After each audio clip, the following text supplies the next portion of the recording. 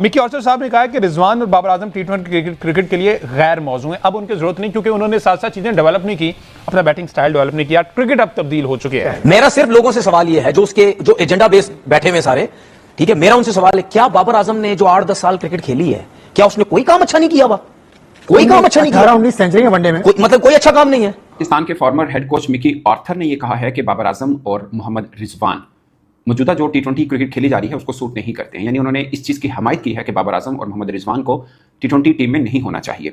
अब ये कोई पाकिस्तानी नहीं कह रहा, ना ही कोई बाबर के हेटर्स कह रहे हैं, ना ही हम कह रहे हैं। अब ये बयान आया है पाकिस्तान के साबिक कोच, जो कि पाकिस्तान को चैंपियंस ट्रॉफी जितवा चुके हुए हैं, मिकी ऑर्थर। आप ये भी देखें कितने मैचेस हो गए हैं, फॉर्म नहीं है, तो फिर आपको जारी बात है टीम बेहतर करने के लिए रिप्लेसमेंट लानी पड़ेगी ना। भाई वर्ल्ड कप कैसी बात कर रहे हैं? किसकी फॉर्म अच्छी नहीं है यार? मीडिया के ऊपर बहुत ज्यादा तनकीद की जा रही है, सोशल मीडिया भरा पड़ा है और बात हो रही है कि जनाब ये बंदा है कौन जो बाबर आजम के बारे में बात करे। बाबर आजम एक बहुत बड़ा पाकिस्तान का क्रिकेटर है, बाबर आजम एक स्टार है, सुपरस्टार है पाकिस्तान का, बेसिकली तो एक ही सुपरस्टार है और वो बाबर आजम है। और उसके बारे में ये बात जो है क्यों की गई है? मिकी ऑर्थर जो है ना, पाकिस्तान के साबिक हेड कोच, वो इस वक्त जो है बाबर फैंस के पब्लिक एनिमी नंबर 1 हो चुका है भाई, सीधी सी बात है। और मिकी ऑर्थर ने बेसिकली ये बात कही किसी इंटरव्यू में, जो फिर ज्यादा प्रिंट मीडिया में छपी, कि उन्होंने कहा कि यार बाबर, उनसे सवाल हुआ बाबर और रिजवान का जो एक्सक्लूजन हुआ है from T20 squad, Pakistan T20 squad, तो उन्होंने कहा कि हाँ जी सही, इन दोनों को मतलब टी20 स्क्वाड से निकाला है, इनकी जगह नहीं बनती और मतलब जो है इनको नहीं होना चाहिए टी20 टीम में।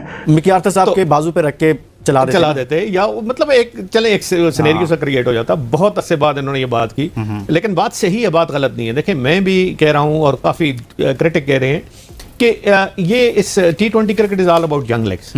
आप नौजवानों की गेम है, नौजवान जो जिनमें एक्सुबरेंस है, स्पिरिट है, जोश है और पावर है जिनमें। ये मिकी ऑर्थर ने कहा। और दिलचस्प बात यह है कि मैं सोशल मीडिया पे ही देख रहा हूँ कि मिकी ऑर्थर के नाम से बल्कि उनकी वीडियो क्लिप चल रहा है। उन्होंने बोला कि अगर मैं होता तो बाबर आजम टीम में होते। अब उसमें कहीं पे एशिया कप का जिक्र नहीं, उसमें कहीं पे किसी और चीज़ का जिक्र नहीं, वो वीडियो क्लिप कब का है ये कुछ नहीं पता। मगर ये जो स्टेटमेंट मैंने आपको बताई, जिसमें उन्होंने ये कहा कि बाबर और रिजवान अभी सूट नहीं कर रहे हैं टी20 क्रिकेट को, ये ताज़ा है और ये बहुत से इंग्लिश वेबसाइट्स, न्यूज़पेपर्स के ऊपर छपी हुई है। 4000 रन है टी20 में, तारीफ के काबिल नहीं है, कहीं पे भी तारीफ के काबिल नहीं है। अच्छा है, लेकिन आजकल आउट ऑफ फॉर्म है। नहीं, वो है, मैं वो बात नहीं कर रहा। तो आजकल उसकी फॉर्म पर बात जो भी करेगा तो ठीक है। नहीं, फिर उसी से सही बात। जो लोग उस एजेंडा बेस्ड लोग हैं ना, आप उनको सुन लें, अच्छाई की बात ही नहीं करते। लेकिन इस बात को समेटते हुए मैं ये कहूंगा कि आज की फॉर्म के हिसाब से उसने एक लाइटर मोड में कह दिया। उसका अंदाज शायद गलत होगा, बहुत लोगों को गलत लगा होगा, लेकिन हाँ मकसद मुझे नहीं लगता कि वो डिसरिस्पेक्ट करना चाह रहा होगा बाबर आजम। ऐसा नहीं, मैं ये बात सवाल ये आता है कि मिकी ऑर्थर ने सही कर, देखो मैं तो इस चीज से कह रहा हूँ कि जब आपने चेंज किया तो फिर उसको निभाए प्रॉपर तरीके से। यंग टीम खेलने गई, उसको मौका भी दे, आजमाए भी। मिकी ऑर्थर की भी बात सही है। देखो बाबर और रिजवान एक साथ, तो मैं भी इस चीज से एग्री नहीं करता कि वो टीम में अब गुंजाइश बनती है, क्योंकि जब दोनों एक साथ खेलते हैं बहुत स्लो खेलते हैं। इवन के रिजवान जब पीएसएल भी खेलते हैं तब भी स्लो खेलते हैं। मिकी ऑर्थर ने बोल के आग लगा दिया भाई साहब एक मखसूस इलाके में।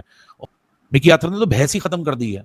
आप कोई जाके हमारे तनवीर अहमद से पूछे, हमारे राशिद भाई से पूछे, हमारे और कुछ बड़े बड़े जर्नलिस्ट उनसे पूछे कि सर आप लोग तो कह रहे थे सियासत है। ये मिकी ऑर्थर किसकी सियासत चल रहा है? ये मिकी ऑर्थर कौन से विंग में चला गया? पठान हो गया, पंजाबी हो गया, रीजनल 22 का हिस्सा बन गया है। इसने भी कोई माजी के अंदर पाकिस्तानी प्लेयरों के साथ इसके बनते ही नहीं थे आपस में, तो इसने कोई टसल निकालने की कोशिश कर ली। मतलब फिर एक ट्राई सीरीज में ये फैसला हो जाएगा कि आपने जो हारिस की फॉर्म अच्छी नहीं है, तो बाबर और रिजवान की फॉर्म अच्छी है। फॉर्म अच्छी है, वनडे में उन्होंने क्या किया है? नहीं, आप टी20 को सामने रख के बात करें। देखिए, मेरी राय, टी20 लास्ट खेली कब थी भाई? आप ये नहीं कह टी20 सकते तो आखिर खेली कब थी? में फॉर्म अच्छी नहीं है तो टी20 से बाहर हो जाए। भाई टी20 से तो वो बाहर ही है। एक मिनट नजीब, टी20 से बाहर कैसे हुए थे? ये किस वजह से हुए थे? चले मैं बता देता हूँ क्यों बाहर हुए थे। इसलिए बाहर हुए थे, इनको बेहतर करने के लिए, स्ट्राइक रेट बेहतर करें, नए प्लेयर डेवलप करनी है, बड़ी टीमें नहीं थी, इसलिए बाहर साइडलाइन किया हुआ था। ये देखिए, ये ओपिनियन, अच्छा सुने, ये ओपिनियन शुरू से आपका रहा है, वहां से ये जवाब नहीं आया, वहां से मैं अभी भी ऑन करता हूं। हूं। ये पाकिस्तान क्रिकेट बोर्ड का जवाब थोड़ी था, पाकिस्तान क्रिकेट बोर्ड का ना। मेरी बात सुने, मेरा ओपिनियन ये भी बताइए ना कि कामरान ने ये कहा था कि कोई आईसीसी इवेंट आए, एसीसी इवेंट आए तो ये ऑटोमेटिक चॉइस होनी चाहिए भाई। अब मिकी ऑर्थर वो आदमी है भाई, याद रखिएगा, जो कि हु वाज इंस्ट्रूमेंटल इन मतलब bringing Babar Azam to the Pakistan team along with Sarfaraz Ahmed. क्योंकि जब मिकी ऑर्थर हेड कोच थे 2016 से लेकर 2009 तक, तो ये वो टाइम था जब बाबर आजम जो है वो उन्होंने अपने पैर जमाए पाकिस्तान टीम में डिफरेंट फॉर्मेट्स में, and he did very well. तो Mickey Arthur had a lot of faith in Babar Azam's ability और वो बड़ा बैक करते थे बाबर को। तो मिकी ऑर्थर कहना ये है कि यार मसला ये है कि बाबर और रिजवान का जो गेम है टी20 क्रिकेट के हिसाब से, वो थोड़ा आजकल की क्रिकेट क्योंकि चेंज हो चुकी है, क्रिकेट है change over the years in recent times, तो वो थोड़ा सा आउटडेटेड हो गया उनका गेम। वो चीज़ इन्होंने जरूर अपने अपने द्वार में पाकिस्तान की बड़ी खिदमत की है माशाल्लाह, और सबको रिकग्नाइज करनी चाहिए वो खिदमत जो बाबर आजम ने T20 के लिए या रिजवान ने T20 के लिए दी है। लेकिन अब टाइम आ गया कि हम भी चेंज करें। देखें, आप इंडिया को देखें और कंट्रीज को देखें, कितना चेंज हुआ है T20 क्रिकेट, उनकी T20 की कॉम्बिनेशन जो है टीम की कितनी ज्यादा चेंज हुई है। तो वाई नॉट पाकिस्तान, हम क्यों ना करें। जहां तक उसकी बात का ताल्लुक है तो बात उसने दुरुस्त की है एक हवाले से कि बाबर आजम ऑब्वियसली T20 में इसलिए नहीं है कि बाबर आजम स्लो खेलता है, ये बिल्कुल दुरुस्त बात है। बाबर आजम ने पाकिस्तान के लिए बहुत कुछ किया है, एक कल्ट फॉलोइंग है। लोग बाबर आजम के बगैर पाकिस्तान टीम को देखना पसंद नहीं करते। वो कहते हैं कि बाबर आजम नहीं है तो पाकिस्तान टीम नहीं है, हमारे लिए कुछ नहीं है, हम एशिया कप नहीं देखेंगे, हम ट्राई नेशन सीरीज नहीं देखेंगे, कुछ नहीं देखेंगे। तो ये सिचुएशन जो है ना, मैं कहता हूं कि पाकिस्तान आपके लिए पहले होना चाहिए। प्लेयर्स आते जाते रहते हैं, छोटी छोटी बातें ना लोग दिल में लेके बैठ जाते हैं। क्या पता बाबर आजम को ये चीज बुरी लग गई, फिर भाई कुछ भी हो सकता है। बुरी लग जाए कि यार तुम क्या मेरे बारे में कह रहे थे स्ट्राइक रेट, मतलब दूसरे पीछे पड़े में तुम भी मेरे पीछे लग गए, स्ट्राइक रेट बढ़ाओ।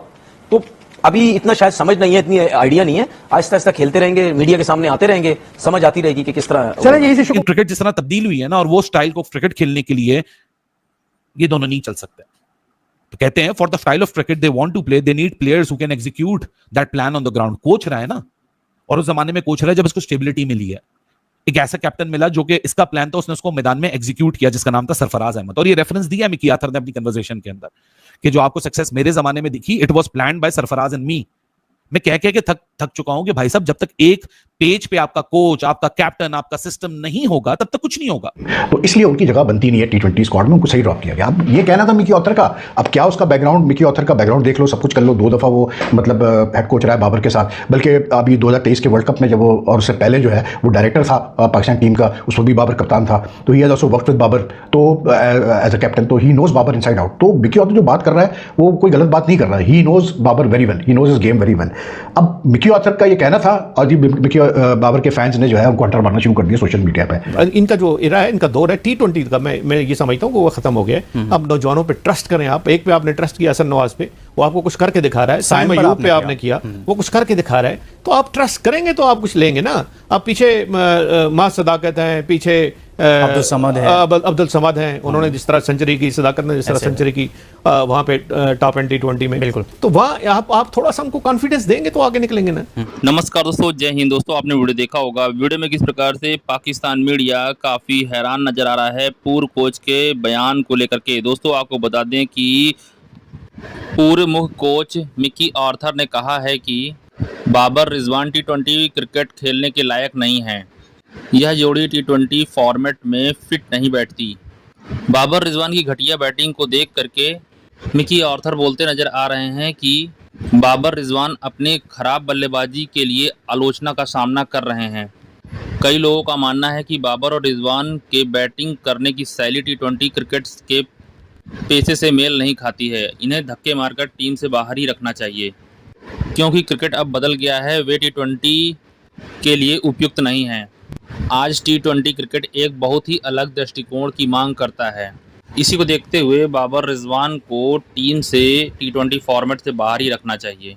इसी पे दोस्तों पूरा वीडियो है। अगर दोस्तों वीडियो अच्छा लगा हो तो हमारे चैनल जरूर सब्सक्राइब कीजिएगा, लाइक कीजिए दोस्तों। मिलते हैं नेक्स्ट वीडियो में। धन्यवाद दोस्तों, जय हिंद।